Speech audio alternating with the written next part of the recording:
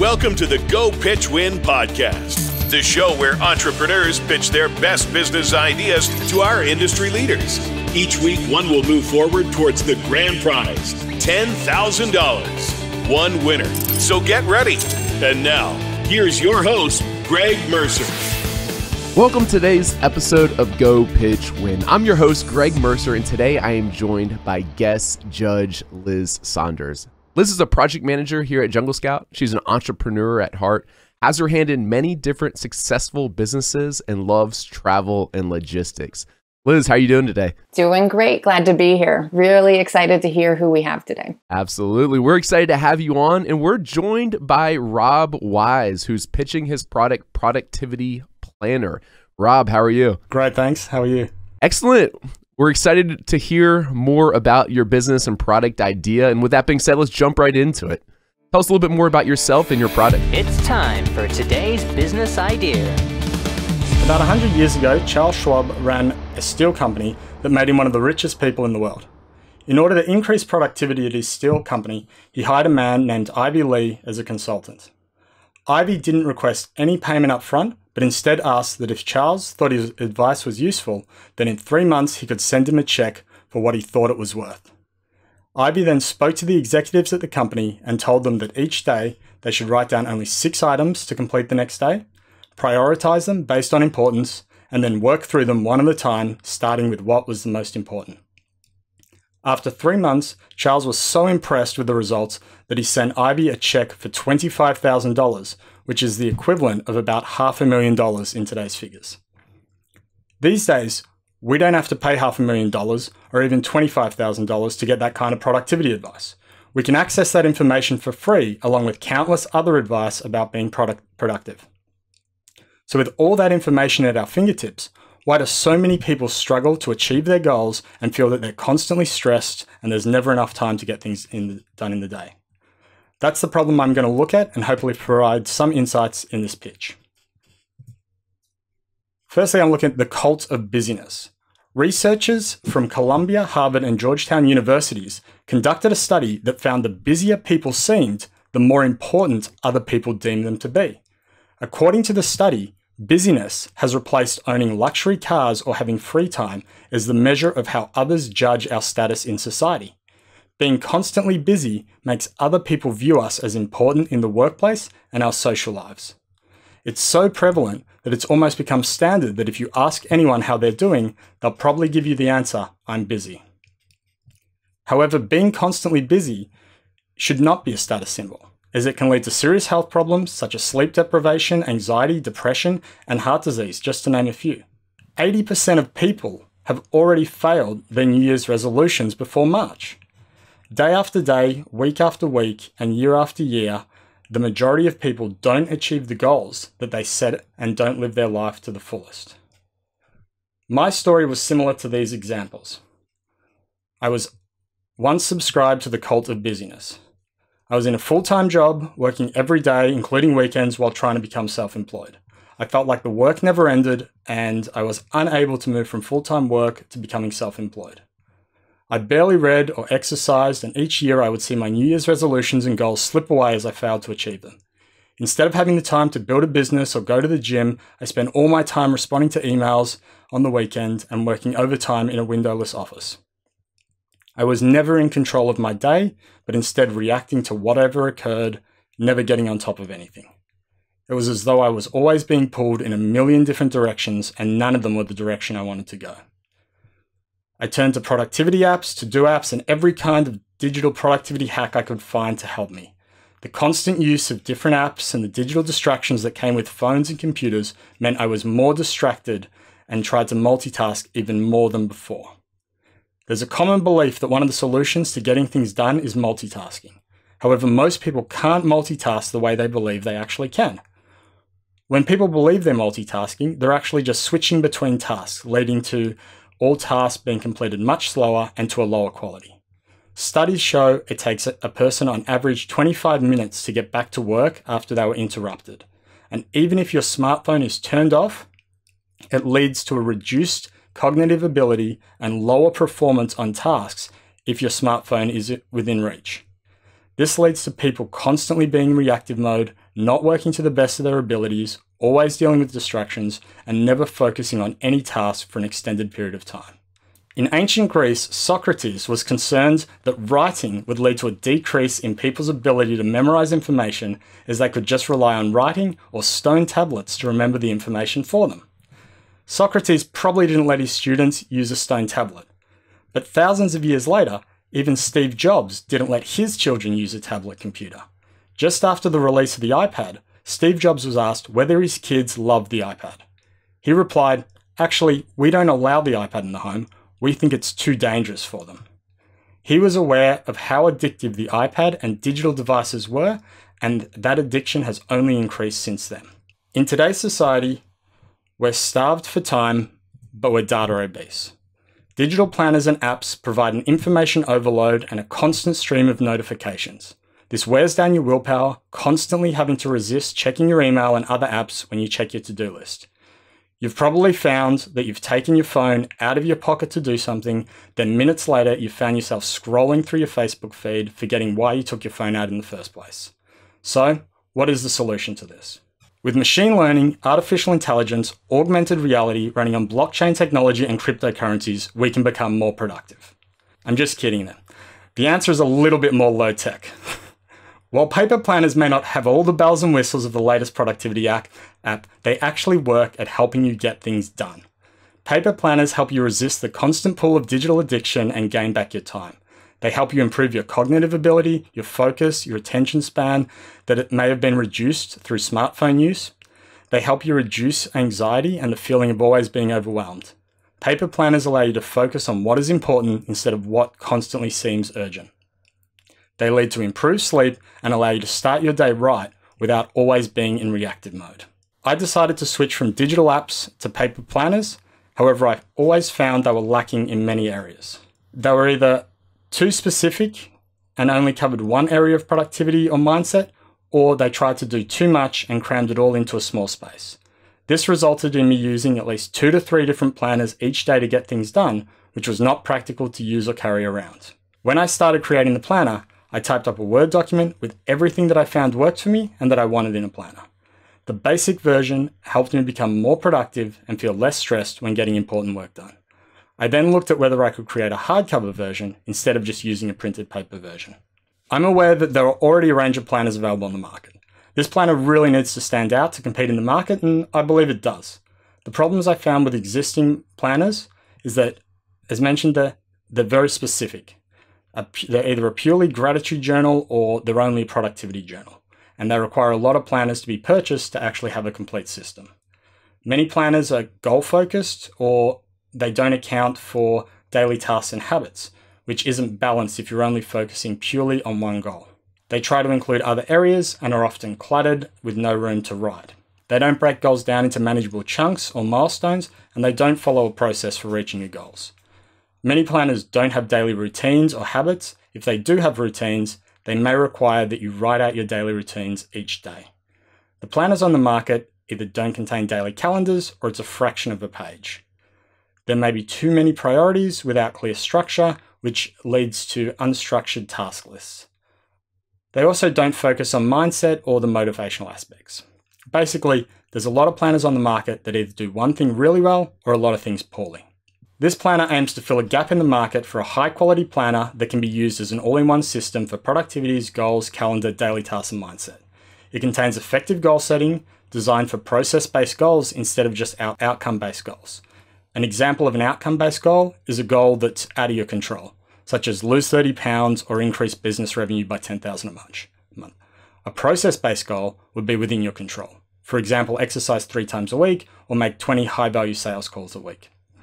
Outcome-based goals leave you in a constant state of failure until you achieve that goal. Process-based goals encourage you to move towards your goals, being in a constant state of success as you achieve milestones and complete the process. The goals in the planner also link together with milestones, quarterly, weekly, and monthly, breaking them down into small daily tasks and habits as you work on them each day. It prioritizes the 3 most important tasks of the day to keep you focused on what is important. It reminds you of your weekly goals each day to help you ensure that you take action towards it and you don't get to the end of the week forgetting to work on your important goal. Each day it prompts you to complete your morning and evening routines along with your habits. It reminds you to review your goals daily, reminds you to learn something new and exercise. It contains weekly and monthly review questions. It also has areas to complete focus sessions when you work on each task. It contains a separate section for people to contact so that doesn't clutter your task list and you know who you have to get back to. It contains gratitude, wins, opportunities, ideas, positive things, and lessons learned each day with plenty of room to write in them. These sections have been researched to ensure they're effective and helpful. It also contains a separate section for small tasks to separate them from your main priorities, and a daily calendar to schedule in your most important tasks and take back control of each day. It contains weekly challenges as well to help improve you or push you outside of your comfort zone. It does all this while being simple to use and easy to use. Originally, I planned to create this for myself as it was a product that I wanted. I've also completed some market research, and I do think there's a good market opportunity for this planner in the USA and Australia. The target market is people that are already buying planners but aren't happy with them. People that have used paper planners but feel stressed, overwhelmed, and never seem to get important tasks completed. People that use digital planners or to-do apps and find them distracting, difficult to use, or ineffective. People that use digital planners but are concerned about the ever-growing control of digital devices over our lives and the impact it has on our concentration, focus, and brain. It's a broad target market, but I'm only focusing on two main markets to start and only Amazon shoppers. The first market is the US market, and I've completed research using the Jungle Scout Chrome extension in the US market. I've looked at the word cloud of what people are searching for to find out what they're actually looking for in a planner and the keywords they search for. The price point of this planner would be just under $30. However, the intended price range of the planner would be $20 to $25 on launch until I gained reviews and traction. This would move to $25 to $30 as popularity and positive reviews increased over time. This is in line with the pricing of competitor products. I've also looked at whether I could rank for these keywords in the broad range of sales and revenues. I've removed the highest and lowest figures from the estimates of any planners that weren't a similar match. In a search for productivity planner, there's a range of $3,000 to $26,000 a month with 100 to 1,000 units sold a month. In terms of life planners, it's $2,000 to $39,000 a month with units sold of 100 to 1,000 units a month. For goal planner, $1,000 to $26,000 a month with 50 to 1,000 units sold a month. And for gratitude journal, it's $1,000 to $5,000 a month. However, there's no gratitude planners that are really in the price range that I'm looking to launch this for. I've also looked at Google Trends using the Jungle Scout Chrome extension, which shows that the demand and interest in productivity planners is steadily increasing over time. There's also a lot of interest from the United States and from Australia, which would be the two target markets. I don't have a lot of information on the Australian market yet. Current planners either don't ship to Australia or they take a very long time to ship there. Speaking to Australians that would be interested, they've told me that they haven't been able to order planners or it would take too long to get them. There is a high interest in productivity planners, goal planners, and gratitude journals in Australia, as shown from Google Trends. Australia is the newest Amazon FBA market, which provides an early mover advantage, and Amazon only launched FBA recently and was only FBM until then. Where will the money be spent? The quote I received from the supplier is $6 per unit for 500 units, which would be $3,000, or $2 per unit for 3,000 units, which would be $6,000. So the initial order would be $6,000 for 3,000 units. Inspection and shipping will be around $2,000 to $3,000. I would plan to ship about 500 units to Australia initially, with 2,500 units being shipped to the US. That would leave about $1,000 for Amazon PPC ads and marketing. Unit costs, it would be around $2 per unit purchase price, about $1 per unit shipping. Amazon FBA fees would be estimated between $8 to $10, which might vary depending on the final weight, which would leave around $11 to $13 cost per unit, based on a $20 to $25 initial sale price, with $20 being the low end and the initial launch price, and $13 being the high end of the cost price, that would leave about $7 profit per unit.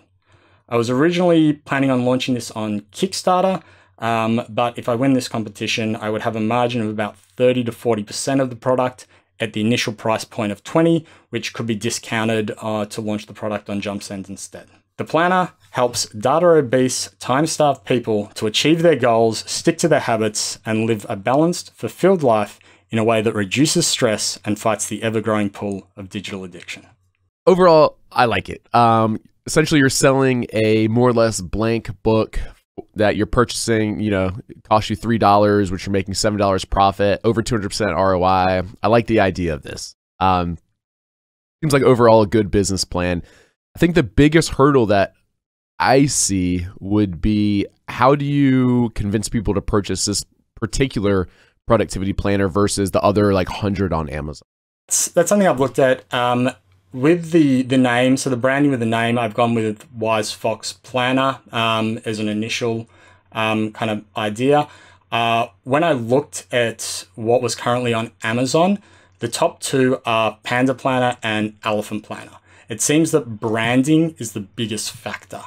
People, when I actually came up with names, I came up with about 250 different words and then combined them all together, which gave me about 5,000 or so suggestions. When I ran them past people, they were all generic, like motivational planner, balanced planner, productivity, balanced life planner, things like that.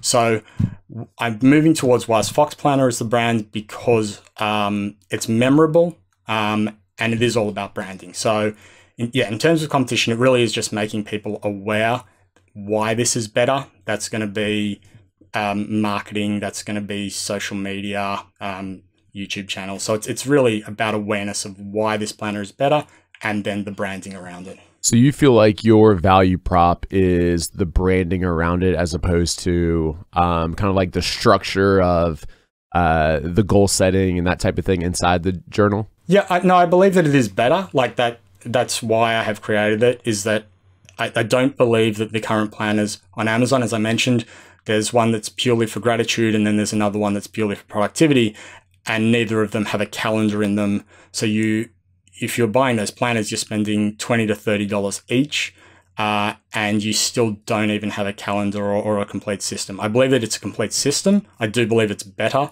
than what is currently on Amazon.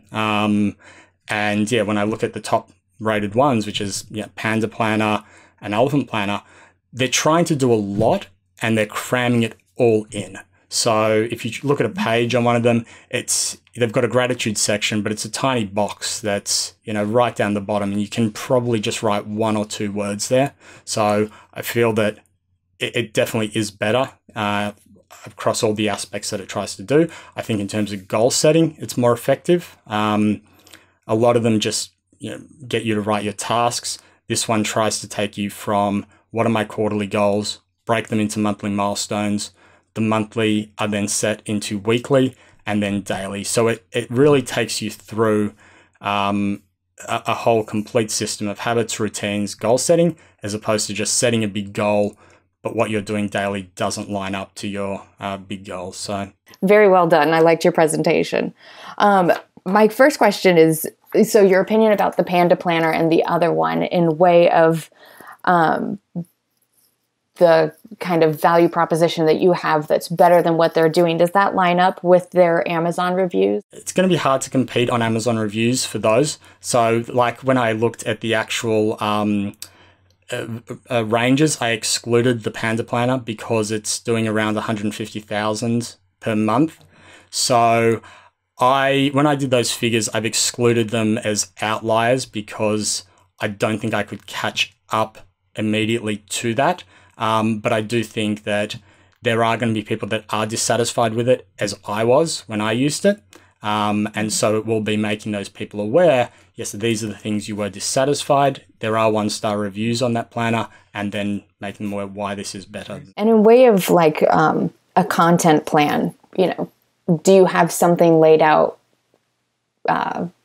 stuff that you want to show on the site, if you want to do videos, tutorials, those types of things? Like I was on the Panda Planner site and it looks really good, but I see I see testimonials. I don't see any like how-tos or any of those sorts of things. It looks like I haven't seen their videos, but it looks like it's pretty good. Do you have a content plan to kind of walk people through some of that stuff with your planner? I've already written around 15,000 words in a book. That was originally just going to be the introduction pages. So the idea will be, like I've kind of explained in the presentation, just take people through what makes you more productive, because it is like looking for the next productivity hack or the next thing. There will be a lot of people that will just buy it thinking this will solve all my problems.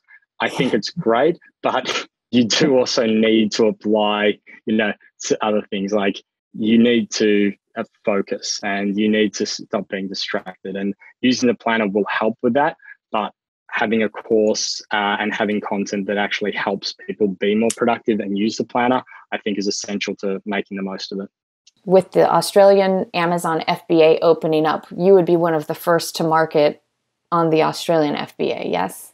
Correct. So at the moment, if you search for any of these planners, they're all shipping from Book Depository in the UK.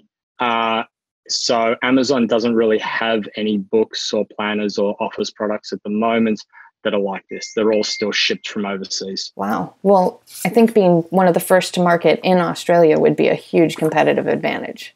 Rob, do you already have the designs for this done? Like the pages and the cover and whatever else? Yeah. So the pages, I put some of them in the presentation there.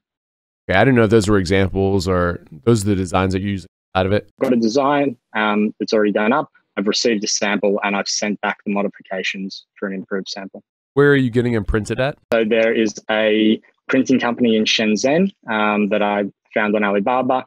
I contacted a few and they were the ones that were able to do custom interior printing, whereas a lot of the others only had lined paper or very basic designs. So if you win this money, what's the plan for the next 3 to 6 months? The next few weeks, I will have a sample back.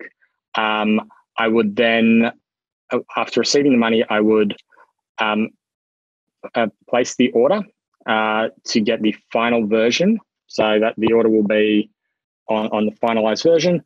I will then ship that to Amazon in the US and then also in Australia.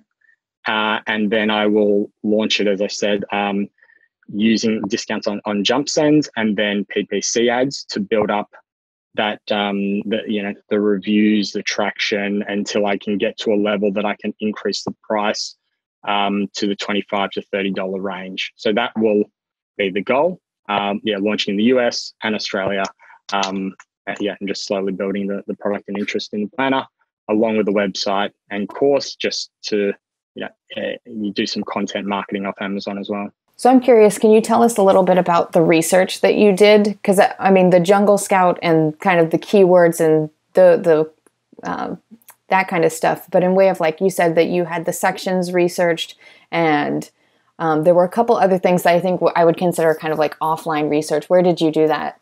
When I looked at what was in the existing planners, so affirmations is a big thing that's in planners. And so that was something that I really wanted to know, is there any value in having affirmations? There's mixed results on it. Affirmations will work if you have an affirmation to say, I am someone that goes to the gym even if it's raining outside. That works as an affirmation because you put in your mindset, okay, that's an action that I do. And when you're telling yourself that and you don't do it, you can see yourself failing at the action. But affirmations don't work if you say, I am someone who has a six-pack and great muscles. You actually feel worse about yourself. So a lot of those, because it's true, it's kind of like you're lying to yourself and that. So things like that, it was like I'm reading the research online and and books and just seeing what works. And so I did a lot of research with that, just reading what was put out by universities and books and just seeing what is actually effective in those areas. You mentioned that you may sell this on Kickstarter, especially if you don't win the money. Tell us a little bit more about your plans around that. Yeah, so there have been a lot of planners that have launched on Kickstarter with mixed results. And this was, again, when I was looking at coming up with names, and that pretty much every name has been used for a type of planner.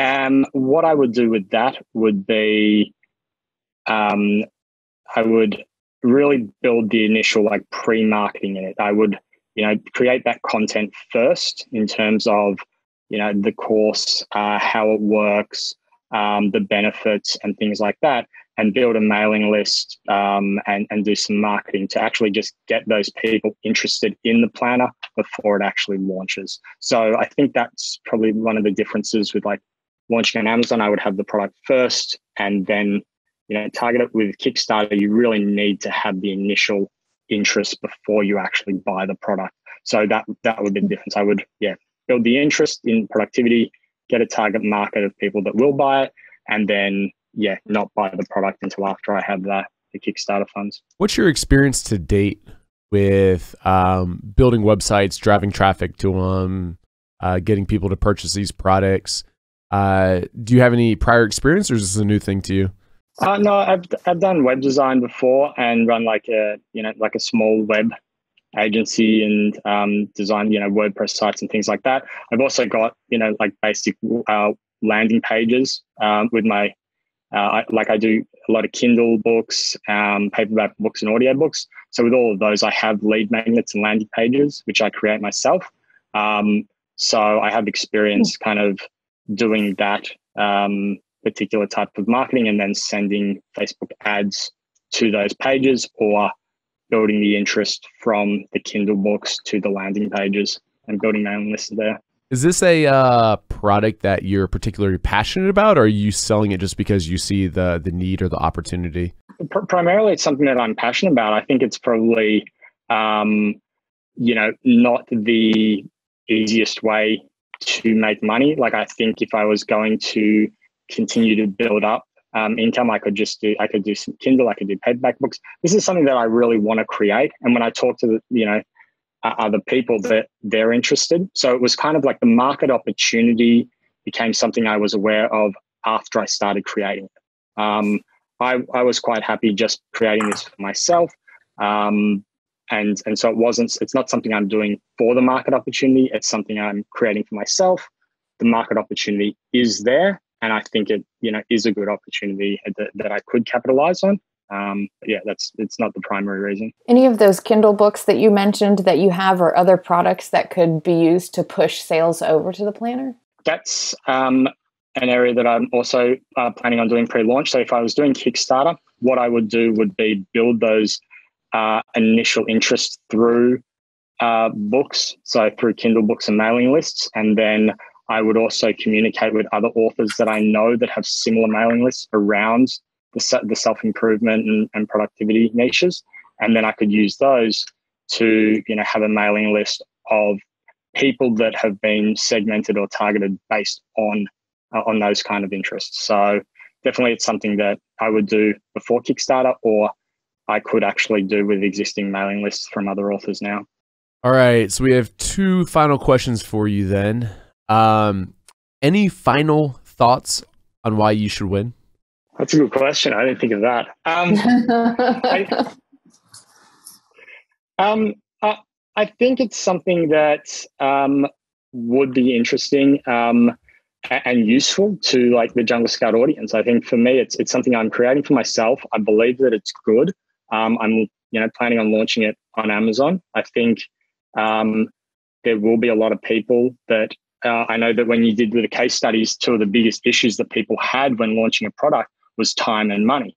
And so I think that this is something that helps address that productivity and the time issue that people have when actually trying to launch an Amazon product or start a business, that they never feel that they have the time to do it. So in terms of that, I think it's of interest to the Jungle Scout audience and other, Amazon sellers. And then I think that, launching in Amazon Australia and a new product is also an interesting case study to follow.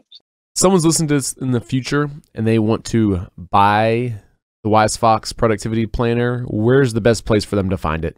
So I have the domain name. I haven't put a website on it yet, but it will be wisefoxplanner.com. Rob, thank you very much for joining us today. We've enjoyed listening to your pitch and getting a chance to ask you some questions. And we will let you know if you are going to move on to the final round or not. Great. Thanks for your time. Have a good day. Take care. Thanks for listening to the Go Pitch Win podcast. If you enjoyed this episode, please subscribe and leave us an honest review over on iTunes. Do you have a new business that needs seed money or a new project that you're ready to get up and going? There's a $10,000 prize for the winning pitch. So what are you waiting for? Get your pitching skills ready and apply over at gopitchwin.com. Join us for the next episode to hear more great business ideas and, of course, find out who will win the grand prize to make their business dreams come true.